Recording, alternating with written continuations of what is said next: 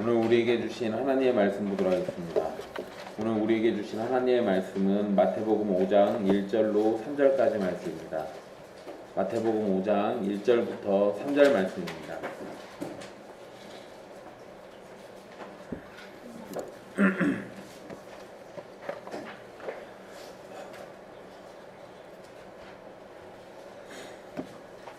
귀하신 하나님의 말씀 받들어서 읽도록 하겠습니다.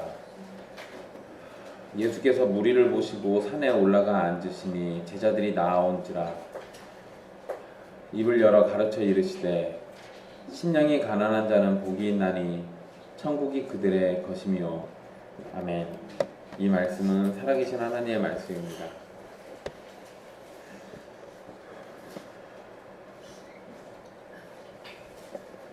오늘부터 우리는 산상설교라고 불리는 마태복음 5장에서 7장까지의 내용을 살피게 됩니다. 예수님께서 천국 복음을 가르치신 내용이 여기에 포함되어 있고 동시에 천국의 백성이 어떻게 살아야 하는지를 가르쳐주는 중요한 가르침이 있는 말씀이기도 합니다. 그래서 우리는 산상설교 또는 산상수훈이라고 부르는 이 말씀을 통해서 참된 구원과 신자의 삶을 배우고 은혜를 생각하면서 하나님의 뜻대로 순종함을 배우고자 합니다. 예수님은 세례 요한과 마찬가지로 회개할 것과 하나님의 나라가 가까이 왔음을 선포했습니다. 이것은 분명 복음의 말씀인데 복음이 전파되었다고 회개한 사람들이 분명히 있을 겁니다. 주님의 말씀을 듣고 또 세례 요한의 복음의 내용들을 듣고 분명 회개하고 성령의 능력으로 참된 회개를 한 사람들이 있을 건데, 그러면 회개한 사람들이 하나님의 나라 백성으로 어떻게 살아야 할 것인지에 대한 가르침이 필요한 것은 당연한 겁니다. 그래서 예수님은 산상설교를 통해서 하나님의 백성이 어떻게 살아야 하는지에 대한 기본적인 가르침을 주려고 하십니다. 1절에서 예수님의 두 가지 행동이 나오게 되는데요. 먼저 예수님은 무리를 보셨습니다. 그리고 산에 올라가 앉으셨어요. 이 4장 마지막에 여러 지역에서 수많은 무리가 예수님을 따르게 되었다고 기록하고 있습니다. 이런 가운데 예수님이 무리를 보고 산으로 올라가셨다는 것은 많은 사람을 피하려고 했던 것으로 보입니다. 그러니까 그 수많은 무리가 따르는 상황 가운데서 그 많은 사람들을 좀 피해서 한적한 곳으로 가시려고 했던 것으로 생각이 돼요. 그리고 산상설교 이 5장에서 7장까지의 내용들을 보면 예수님이 가르치시는 1차 대상은 그 예수님의 제자들입니다. 물론 마태복음 7장 28절 29절 말씀을 보면 많은 사람이 예수님의 말씀을 듣고 반응을 보인 것이 또 기록되어 있습니다. 그러니까 이런 걸 보면 예수님은 많은 무리를 피해서 산으로 가시기는 했는데, 그래서 제자들을 데리고 갔는데 제자들 외에도 예수님의 말씀을 따라서 들으려고 함께 올라간 자들이 있다라는 것을 알 수 있습니다. 예수님이 산에 올라가 앉으셨고 제자들이 예수님에게 나왔습니다. 여기에서 제자들은 앞에서 부르신 4명의 제자들을 포함해서 예수님을 따르는 사람들을 가리키는 말입니다. 아직까지는 12제자가 다 정해지지는 않은 상황으로 마태복음에서는 기록되고 있습니다.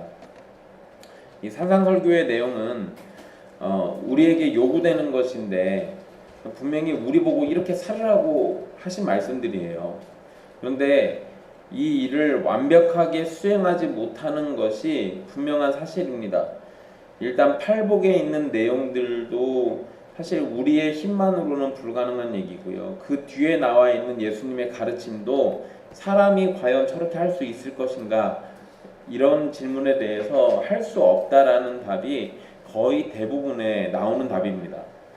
그렇지만 우리는 주님의 말씀에 완전한 순종이라는 목표를 가지고 이 말씀을 자기 삶에 적용해야 하고 동시에 모든 순종이 가능해지도록 하나님의 은혜와 하나님을 향한 전적인 신뢰가 필요한 겁니다.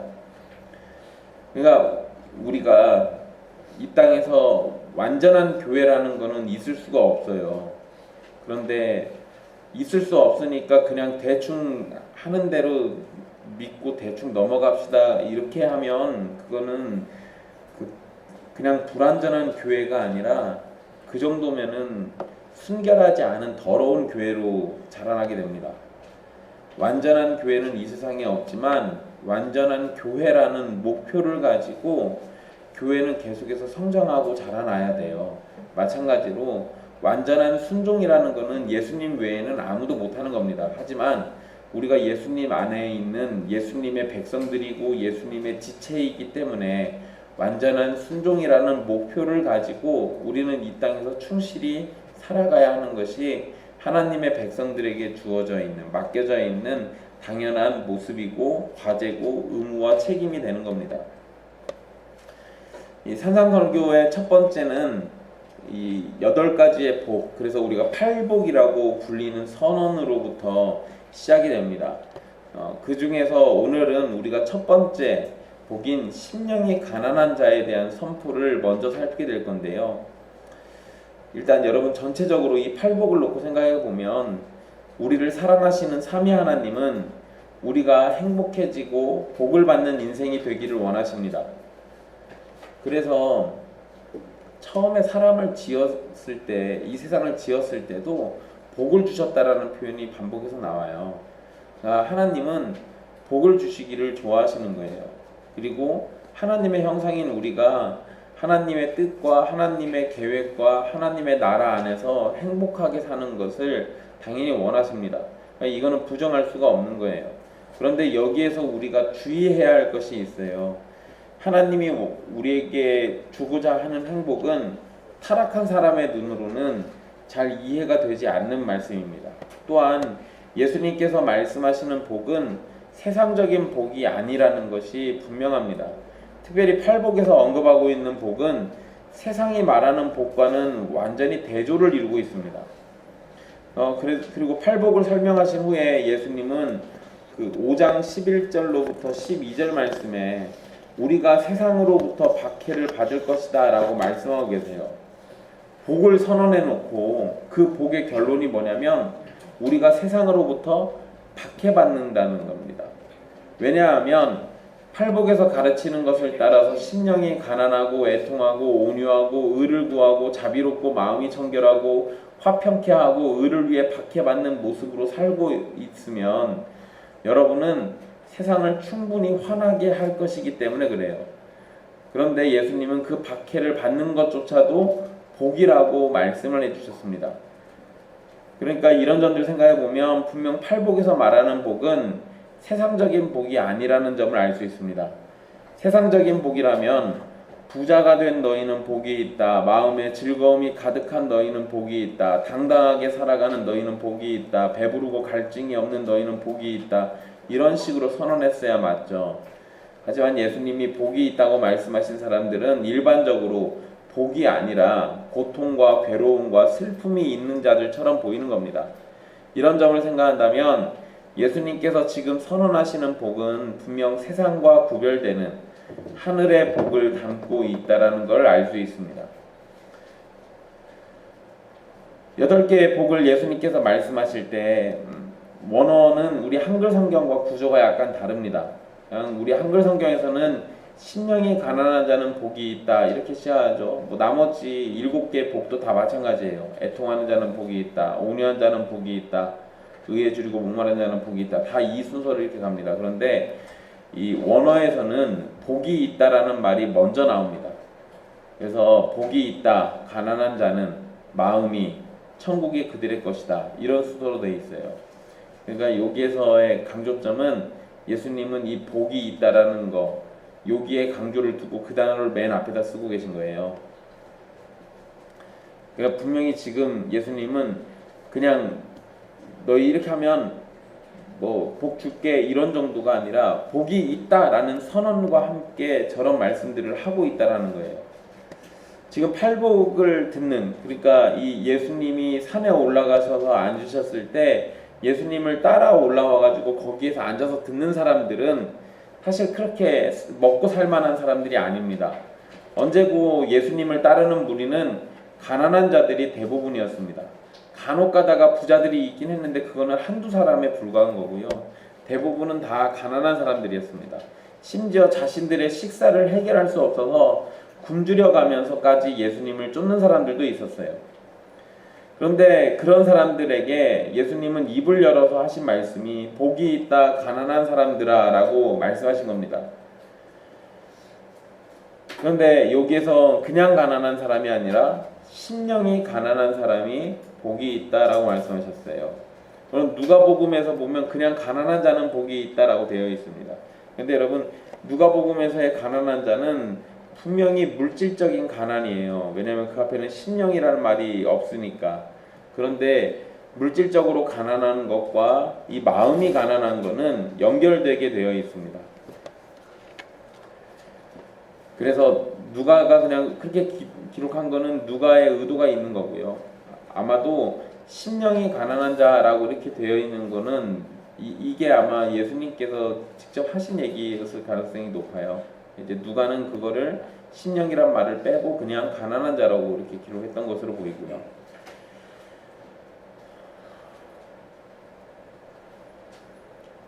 근데 예수님께서 이런 말씀을 하실 때 그냥 갑자기 하신 말씀은 아닌 것으로 보입니다.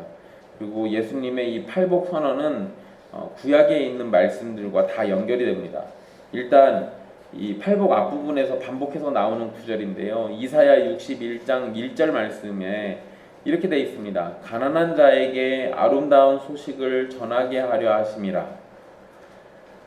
가난한 자에게 아름다운 소식을 전하게 하려 하심이라. 이 말씀이 어떻게 실제가 되는지 지금 보여주고 있는 말씀이 오늘 5장 3절이에요. 가난한 자에게 아름다운 소식을 전한다 라고 해놓고 예수님은 진짜로 심령이 가난한 자에게 복이 있다라는 아름다운 소식을 전해주고 있는 거잖아요. 그러니까 저 이사야 61장 말씀과 분명 연결되는 걸로 우리는 이해할 수 있습니다. 가난이라는 것은 괴로움 또는 고통과 연결됩니다. 여러분 제가 괴로움과 고통을 얘기했지 불행을 얘기하진 않았어요. 가난하다라는 것은 불행할 수는 있지만 가난하기 때문에 행복하지 않은 건 아니거든요. 가난해도 행복할 수 있습니다. 상대적으로 조금 불행에 가까운 것 뿐이죠. 그런데 어쨌든 가난이라는 것은 괴로움 또는 고통이라는 것이 분명히 따라와요. 무엇인가 부족하거나 잃어버린 상태이기 때문에 고통이 따라옵니다. 그래서 가난한 자에게는 복음의 소식이 절실히 필요한 것인데 이사야 61장 1절의 말씀은 바로 그런 내용을 포함하고 있는 거예요. 가난한 사람에게는 복음의 소식이 있어야 하는 건데 가난한 자에게 아름다운 소식을 전하려고 했다라고 했으니까 가난한 자에게 복음이 전파되고 있는 거잖아요. 마음이 가난한 상태는 영적인 결핍이 있다는 것을 의미합니다. 그리고 영적인 부족함은 오로지 하나님만 해결할 수 있습니다. 그래서 영적인 부족함을 깨달은 자들은 하나님을 의지해야만 살 수 있는 겁니다. 이사야 57장 15절에서 하나님은 마음이 겸손한 자와 함께 있나니라고 말씀하셨습니다. 하나님은 마음이 겸손한 자, 즉 마음이 가난한 자들과 함께 하십니다. 그리고 마음이 겸손하다는 것을 시편 51편 17절에서는 상한 심령이라고 표현했어요. 그러니까 그렇게 되면 상한 심령이 있는 자가 복이 있는 거죠.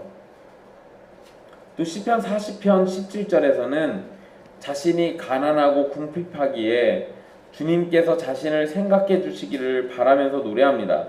그리고 주님은 나의 도움이고 나의 건지시는 이라고 고백합니다. 마음이 가난한 자가 복이 있다는 것은 가난한 처지에서 나의 도움이고 나를 건지시는 분이신 주님을 바라볼 수 있기 때문인 거예요. 그리고 마음이 가난하다는 것은 그리스도인의 근본 성품을 의미합니다. 참되게 구원을 받는 사람이 가져야 할 가장 기본적인 마음의 상태가 가난한 상태입니다. 교만한 사람은 천국에 들어갈 수 없어요.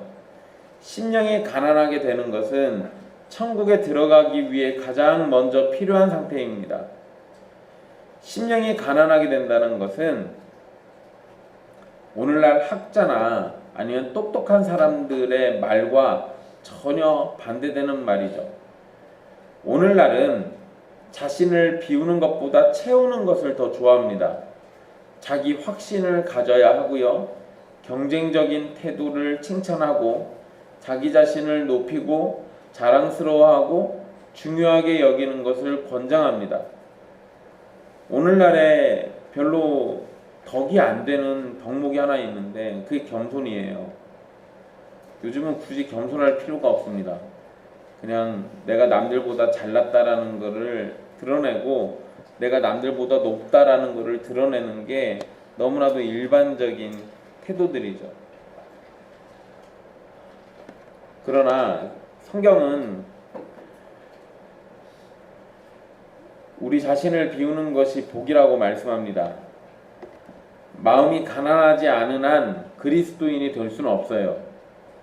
그리스도인의 삶을 산다고 하면서 마음이 가난하지 않는 한 다른 은혜들을 결코 알지 못합니다. 마음이 가난하지 않은데 그 안에 예수님이 어떻게 자리하시겠어요?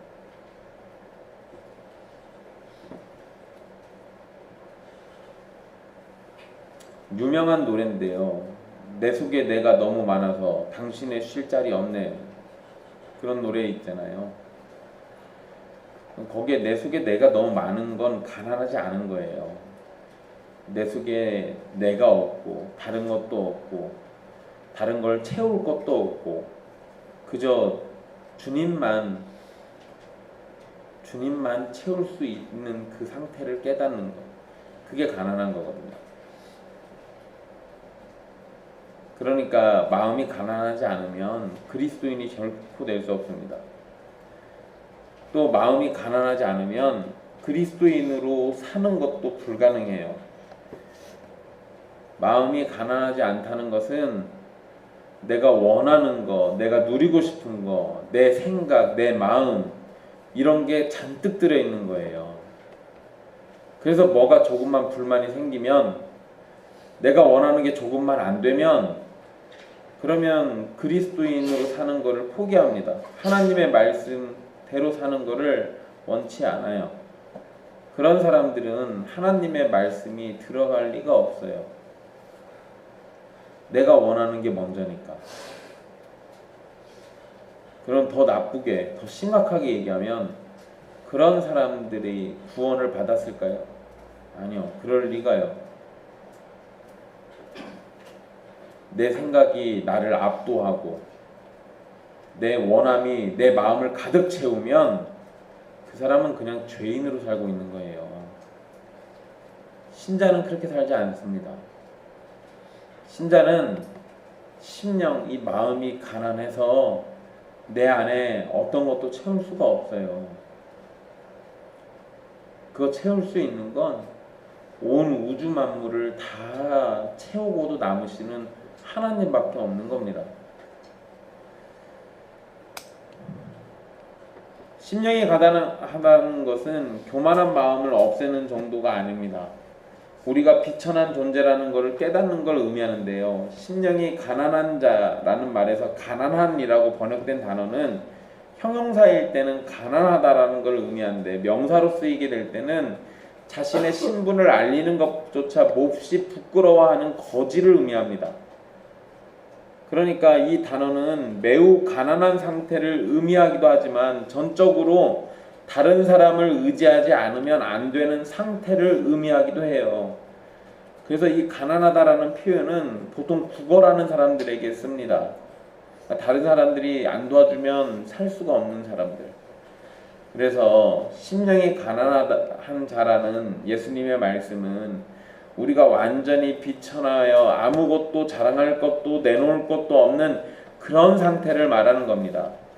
마음이 가난한 자는 복이 있는 거예요. 구석에 쭈그려 앉아 울면서 하나님의 자비를 구하는 영적 거지들, 영적으로 공허한 자들, 영적 파산자들이 복이 있는 겁니다. 그런데 우리가 사는 세상은 자기를 주장해라, 자기를 자랑해라, 좋은 위치를 차지하라고 말합니다. 자신의 가치를 높이라는 말을 계속합니다.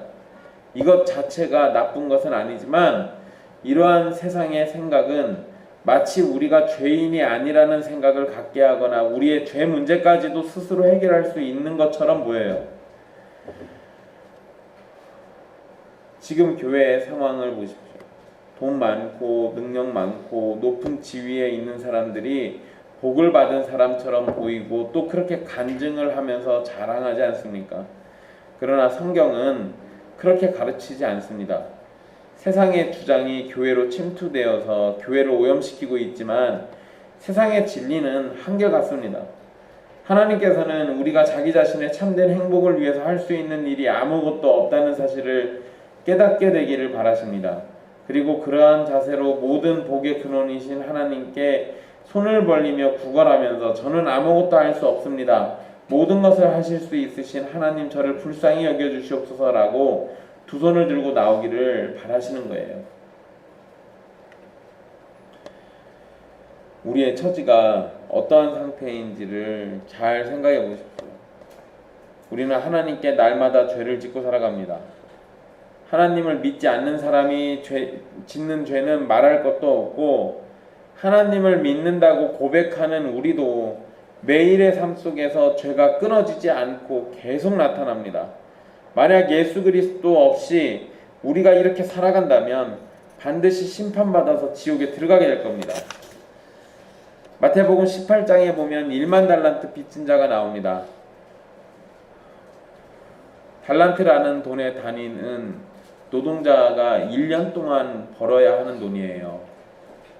그러니까 1만 달란트라고 하면 일반적인 노동자가 1만 년 동안 일을 해서 벌 수 있는 돈입니다.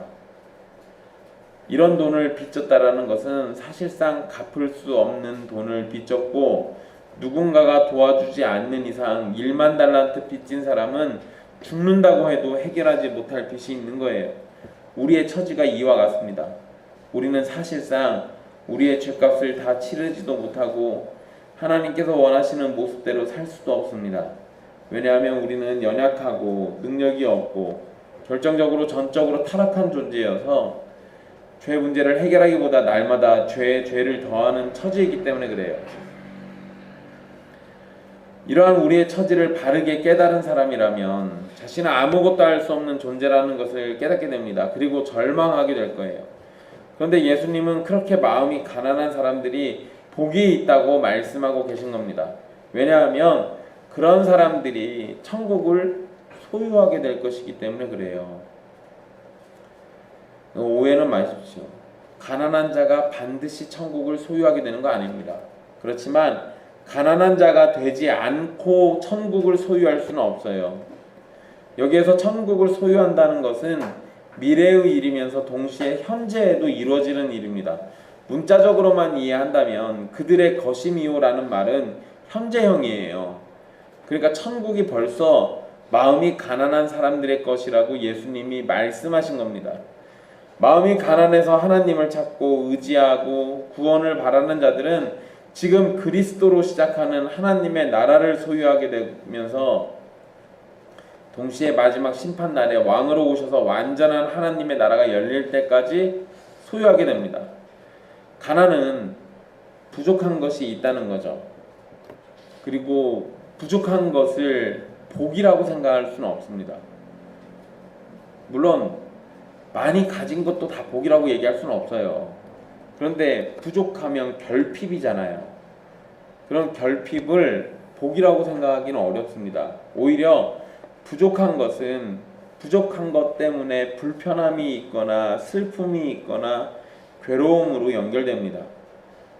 그래서 가난이 복이 되려면 부족한 것이 채워지는 일이 있어야 하고, 그렇게 된다면 가난한 사람이 채워지는 일로 인해서 복을 얻었다라고 말할 수 있습니다.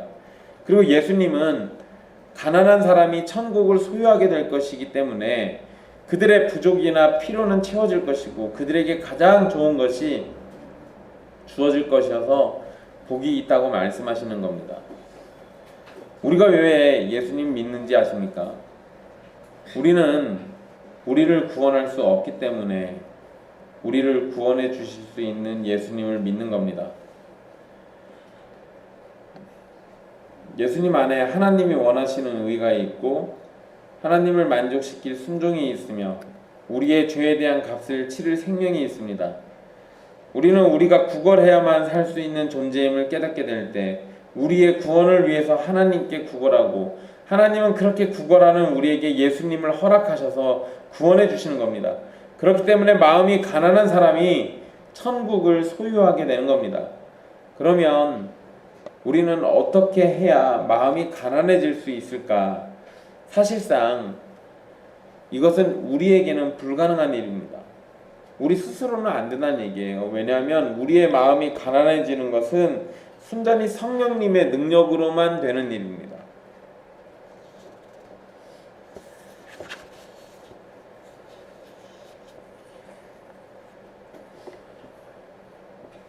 타락한 사람의 마음은 기본적으로 강팍함이라는 특징을 가지고 있습니다. 그리고 영적으로 죽은 상태이기 때문에 하나님 앞에서 자신이 죄인임을 깨닫고 스스로 회개하고 마음을 찢고 주님 앞에 은혜 받기를 원하며 나오는 사람은 없습니다. 스스로 이런 걸 하는 사람이라는 건 존재하지 않아요. 방금 말씀드린 것과 같은 일들은 그러니까 하나님 앞에서 자신이 죄인임을 깨닫고 회개하고 마음을 찢고 주님 앞에 나와서 은혜 받기를 원하는 그런 일들은 성령님께서 먼저 은혜를 베풀어 주실 때만 가능한 일입니다. 그래서 우리는 마음이 가난해질 수 있는 어떤 방법을 따라한다고 해서 모두가 심령이 가난한 자가 되는 것은 아닙니다. 하지만 하나님께서는 우리에게 은혜를 위한 몇 가지 방편들을 알려주셨고 택함을 받은 사람이 그러한 방편을 사용할 때 성령님께서 그에게 은혜를 베풀어 주시고 방편이 효력을 발생시키도록 해주십니다.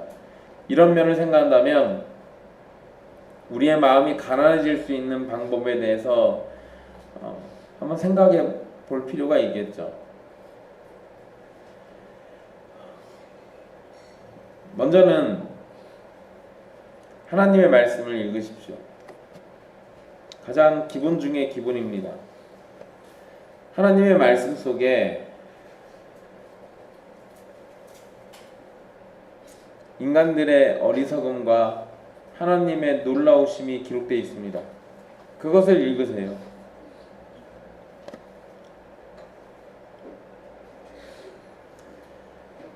우리는 성경 속에서 사람들이 얼마나 어리석은지를 보게 될 겁니다.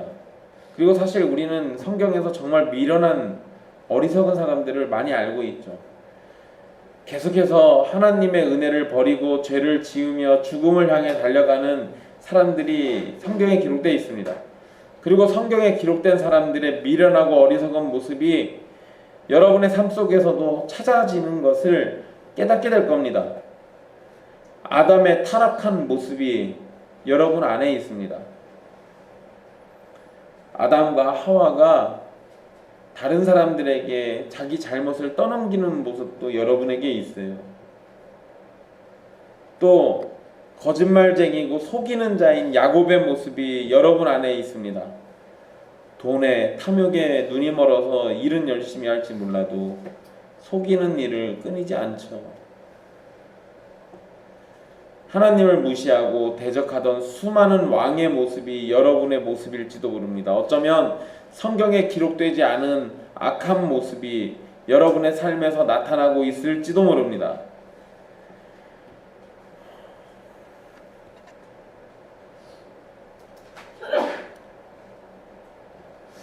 정말 다행인 건 초대교회에 몇몇 사건 사고들이 기록되어 있긴 한데요. 어떤 특정인들이 어떤 식의 사고를 쳤는지 구체적으로 잘 기록해 놓는 일은 별로 없습니다. 몇몇 사건들만 있어요. 여러분, 야고보가 지적하고 바울이 지적하고 베드로가 지적하고 히브리서에서 지적하는 말씀들을 잘 생각해 보면 초대교회에는 진짜 셀 수 없이 많은 문제들이 있었어요. 성경이 그거를 다 기록해 놓지는 않았다고요. 그거 보면 성경에는 기록되어 있지 않지만 신자들이 저지르는 무수히 많은 죄들이 분명히 있다라는 거예요. 그런데 여러분, 그에 반해서 아담이나 야곱이나 수많은 왕들이나 아니면 초대교회 신자들이나 그렇게 하나님 앞에서 죄 지는 사람들이 있는 반면에 성경은 하나님의 위대하심을 알려줍니다.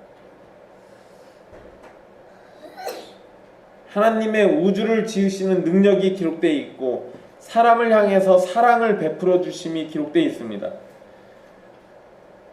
심지어 범죄한 아담과 하와 그리고 이후에 수많은 인물과 사건들이 나타남에도 하나님의 사랑을 바꾸지 않으시고 택하신 백성들을 구원하시기를 멈추지 않으시며 사랑을 드러내셨음이 기록되어 있어요. 그리고 그 사랑이 예수 그리스도를 통해서 절정에 이르러 나타나고 있음을 보여줍니다. 바로 성경에서 그런 걸 찾으라는 거예요. 여러분들의 죄악된 모습과 하나님의 변치 않는 그 크신 사랑, 그거를 보라는 겁니다.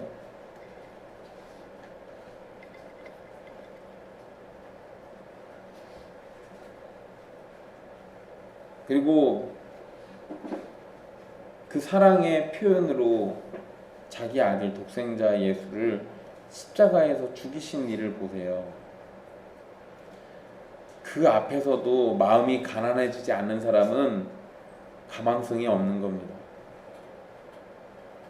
예수 그리스도의 십자가와 그리스도의 보혈과 그분이 사람으로 오셔서 이 땅에서 보이신 완전한 순종을 눈앞에서 읽고도 마음이 가난해지지 않는 사람은 그냥 마귀하고 같이 지옥으로 가는 수밖에 없어요.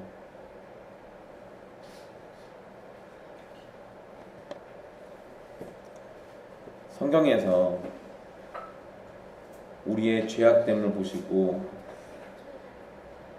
하나님의 사랑이 측량할 수 없이 크다는 사실을 발견하시기를 바랍니다.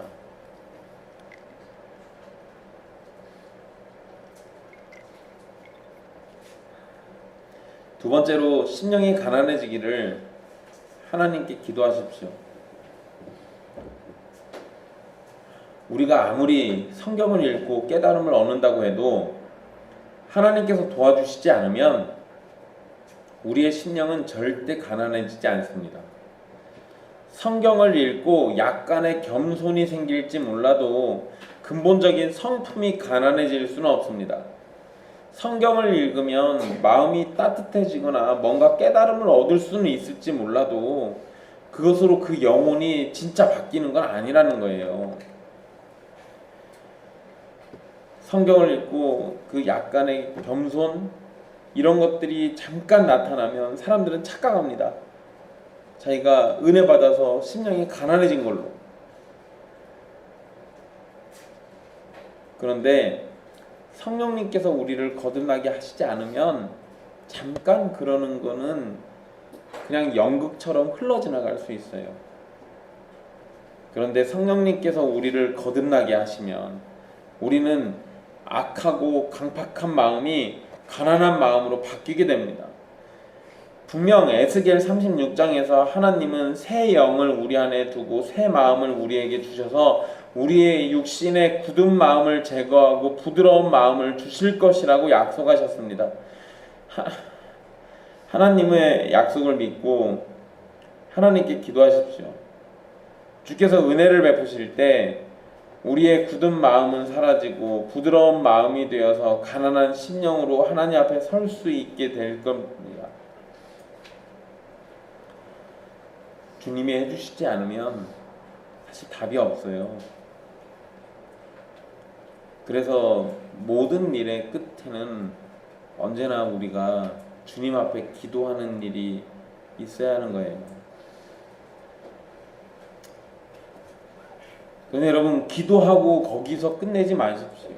기도를 했다면 이제 여러분들이 할 수 있는 일을 해야 할 필요가 또 있습니다. 성경을 읽으셔서 내가 어떤 죄인인지 알았어요. 기도를 통해서 하나님의 도우심을 구했습니다. 그러면 이제 세 번째로 가난한 심령으로 살기 위해서 육신의 욕망을 죽이도록 노력해야 합니다. 육신의 욕망이 넘칠수록 여러분의 심령은 가난을 느끼기보다 욕망의 목마름만 느끼게 될 겁니다. 그러나 육신의 욕망을 따르는 삶을 그래서 멀리 해야 하는 거예요.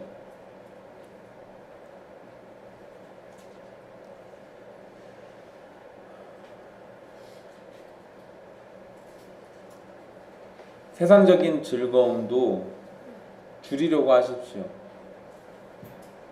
세상적 즐거움을 전혀 하지 말라는 건 아닙니다.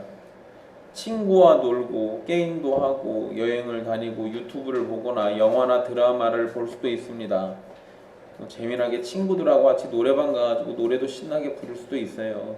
그런데 그것들의 시간을 줄이고 그 시간에 하나님을 더 가까이 하려고 노력하라는 겁니다. 여러분, 교회마다 왜 수요일날 모임을 하고 금요일날 기도회를 하고 또 기타 그거 외에 다른 교육 프로그램들을 왜 만드는지 아십니까? 어떤 목사들은 그런 식으로 해야 성도들이 딴 생각 못하고 교회 생활 열심히 할 수 있으니까 그냥 그렇게 하는 사람도 있어요. 그런데 여러분, 정상적인 교회라면 그러한 환경들과 상황들을 많이 만들어서 성도들이 세상적인 일을 잠시간이라도 더 놓고 하나님의 말씀을 더 가까이 하고 하나님께 기도하는 일에 열심을 내도록 만들어 주려고 그러한 시간들을 자꾸 더 늘리는 거예요.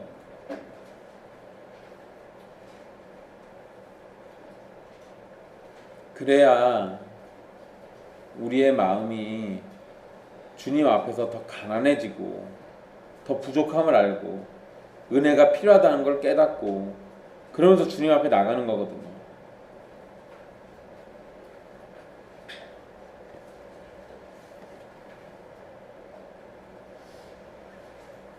주일 예배에 여러분들이 전심으로 모든 것을 다 쏟아서 주일 하루를 주님의 말씀대로 온전히 지킨다면 주중에 모임이 없어도 될지도 몰라요. 근데 거룩하게 지키라는 명령이 있는 주일조차도 여러분들은 필요하면 놀러 가고 필요하면 예배를 빠져서 여러분들의 일을 보고 필요하면 그 시간에 나와서 일을 하면서 돈을 벌기도 하고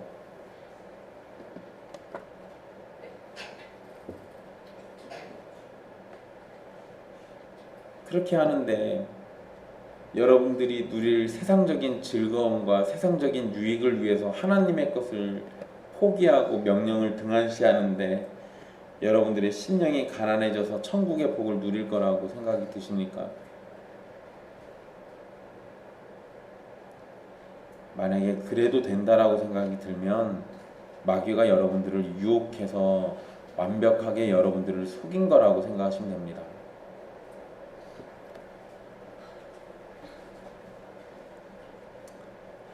그리고 마지막으로 이 말씀하고도 연결되는 겁니다. 세상을 멀리하고 교회를 가까이 하십시오.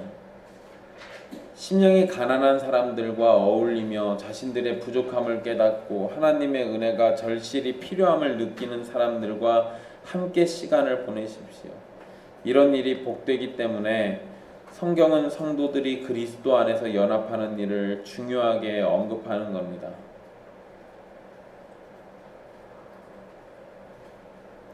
예전에는 그런 일들이 없었는데요. 최근 들어서 목사들도 만나면 비싼 아이폰이든 아이패드든 아니면은 노트북이든 자동차든 컴퓨터든 옷이든 신발이든 비싸고 좋은 것들을 자랑하는 사람들이 늘어나고 있어요.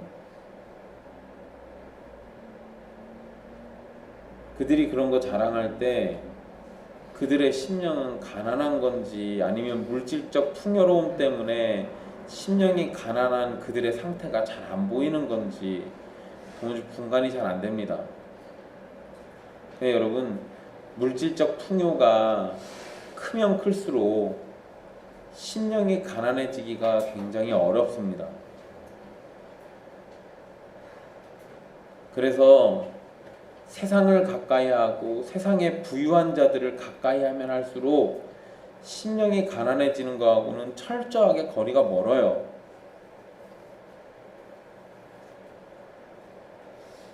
제가 여행 다니는 방송 프로그램 같은 거 보는 거를 별로 썩 좋아하지 않습니다. 그냥 뭐 그 나라의 사는 모습이나 정보, 어느 지역의 어떤 문화나 이런 것들을 보는 거는 그럭저럭 괜찮은데요. 어디 여행 가가지고 뭐 무슨 비싼 어떤 그 스포츠 같은 걸 한다거나 아니면 어디 가서 뭐 비싼 음식을 먹고 그런 걸 찍어가지고 사람들한테 보여준다거나 사람들에게 심령이 가난할 틈을 안 줘요. 뭐든지 더 가지고 더 먹고 더 누리고 더 쓰고 더 자랑하고 그래야만 되는 것처럼 자꾸 세상이 우리한테 보여주잖아요. 그런 세상을 가까이 하면 할수록 여러분들의 심령은 가난해질 리가 없어요. 그런 세상보다는 심령이 가난한 사람들이 모여있는 주님의 은혜로 성령의 거듭남으로 심령이 가난한 사람들이 함께 있는 교회를 가까이 하셔야 맞아요. 그래야 여러분들의 심령이 더 가난해지고 여러분들의 구원이 교회 안에서 더욱더 확실해지는 겁니다. 사랑하는 형제 자매 여러분,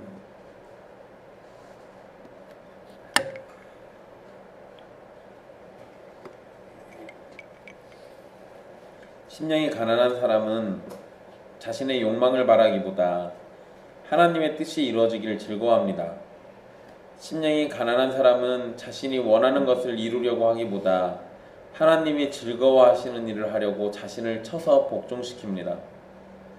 성령으로 거듭난 사람은 이렇게 불가능해 보이는 일도 가능하게 됩니다. 여러분이 천국을 소유하는 복을 얻게 되기를 간절히 바랍니다. 우리는 이 땅에서 가진 것이 전혀 없을지 몰라도 예수 그리스도를 믿어 구원을 얻는다면 천국이라는 값을 매길 수 없는 영광을 소유하게 되는 겁니다. 하나님의 나라에는 영원한 기쁨과 평안이 있고 풍요로움과 안식이 있습니다. 그리고 천국을 소유하는 것의 가장 좋은 것은 그 천국에 우리를 가장 사랑하시는 하나님이 계시다는 겁니다. 우리의 모든 것이 되시는 분께서 바로 그곳에 계셔서 우리를 영생으로 부르십니다. 그러니 마음이 가난한 사람이 되십시오. 여러분이 영적 거지라는 사실을 깨달으십시오.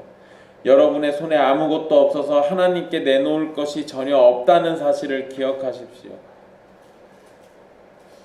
어쩌면 나는 세례받았으니까, 나는 유아 세례를 받았으니까, 나는 믿는 부모의 집안에서 태어났으니까, 아니 그런 생각들 갖는 것 자체가 마음이 가난한 거하고는 아무런 상관이 없어요. 그 어떠한 이유를 대서라도 은혜 받기에 충분한 걸로 인식한다면 마음이 가난한 게 아닙니다. 예수 그리스도의 구원하심이 아니고서는 내가 아무것도 가진 게 없다라는 것을 아는 것이 마음이 가난한 거예요. 그렇지만 아무것도 드릴 것이 없어서 하나님은 우리를 내쫓는 것이 아니라 오히려 아무것도 드릴 것이 없어서 부끄러워하는 우리에게 예수 그리스도를 주시고 그 안에서 구원도 주신다는 사실을 기억하십시오. 보통의 신들을 섬기는 걸 잘 생각해 보세요. 손을 내밀어서 제물을 바치면 신들이 그 정성을 어여삐 여겨서 복을 내려줍니다. 그런데 성경은 뭐라고 얘기하냐면 빈손으로 주님 앞에 나와서 가난한 마음을 보이면 천국이 그들의 것이라고 해요. 많은 예물을 들고 와서 주님께 나가는 게 아니라 찢기고 상하고 가진 것이 없는, 아무런 가치도 내보일 것이 없는, 그래서 그저 주님의 도우심만 바라는 그 여러분들의 빈 마음과 빈 손을 주님이 기뻐하신다고요. 우리의 손과 마음이 텅텅 비어 있는 것을 알고 하나님께 구한다면 하나님은 우리에게 예수님 안에서 천국의 보화를 손에 쥐어주시고 성령님께서 우리 마음에 오셔서 놀라운 하나님의 사랑을 알게 하시고 그 사랑으로 가득 채우실 겁니다. 심령이 가난한 자가 복이 있는 이유는 삼위 하나님께서 그의 전부가 되실 것이기 때문에 그렇습니다. 그러니 심령이 가난해지는 것을 두려워하지 마십시오. 오히려 여러분의 마음이 낮아지고 하나님만을 의지해야 한다는 생각이 사로잡힐 때 여러분은 이 세상 가장 좋은 것을 가진 부자가 되실 겁니다. 기도하겠습니다.